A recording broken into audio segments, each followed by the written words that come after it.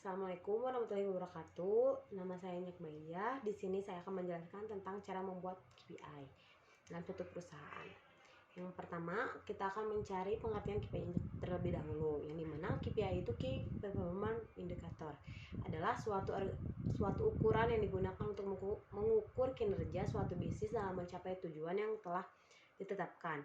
Ini digunakan untuk mengukur kinerja dalam berbagai aspek bisnis. Yang kedua, selanjutnya, langkah-langkah membuat KPI. Yang pertama, dimana tentukan tujuan strategis, yang dimana identifikasi tujuan strategis yang ingin dicapai oleh individu, tim, atau organisasi. Pastikan tujuan tersebut spesifik, terukur, dapat dicapai, relevan, dan berbatasan dengan waktu. Yang kedua, ada identifikasi area krisis, yang dimana pilih area kritis yang akan dievaluasi dalam mencapai tujuan strategis. Misalnya, jika tujuan strategis adalah meningkatkan penjualan, maka area kritis yang dipilih adalah jumlah penjualan, bangsa pasar, atau nilai transaksi rata-rata.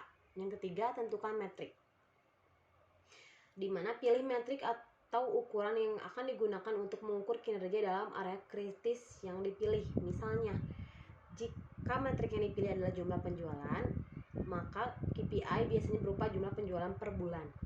Yang keempat, tetapkan target. Tentukan target yang ingin dicapai dalam KPI tersebut. Target harus realistis dan dapat diukur. Yang kelima, ada monitor dan evaluasi, di mana pastikan KPI terus dipantau dan evaluasi secara berkala. Gunakan data yang akurat dan terpercaya untuk mengukur kinerja dan membandingkannya dengan target yang telah ditetapkan.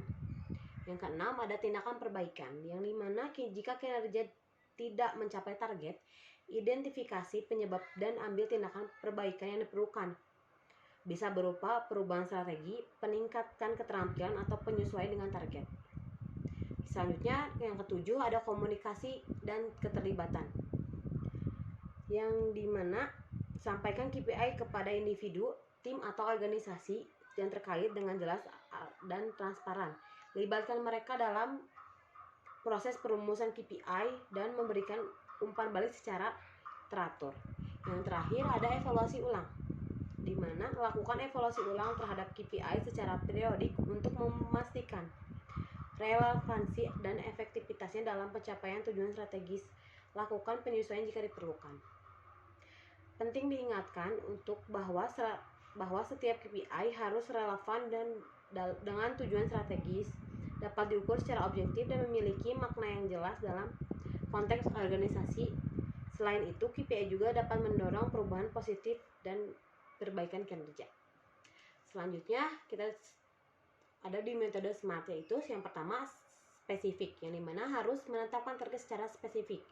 Yang kedua, ada measurable, di mana perhitungan atau proses mengimplementasikan KPI tertentu harus terukur. Yang ketiga, ada achievable.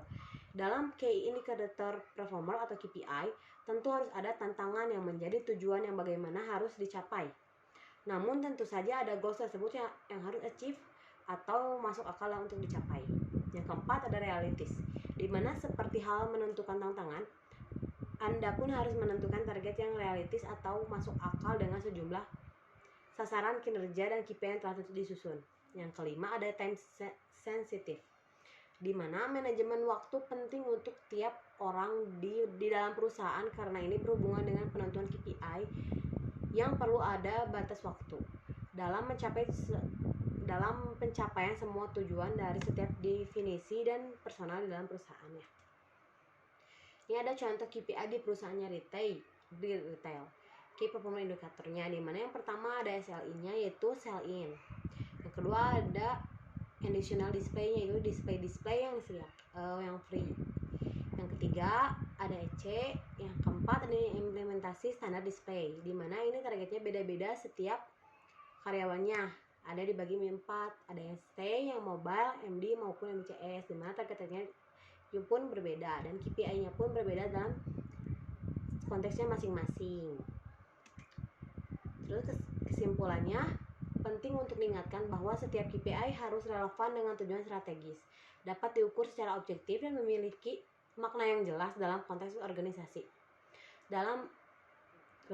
Selain itu, KPI juga dapat mendorong perubahan positif dan perbaikan kinerja.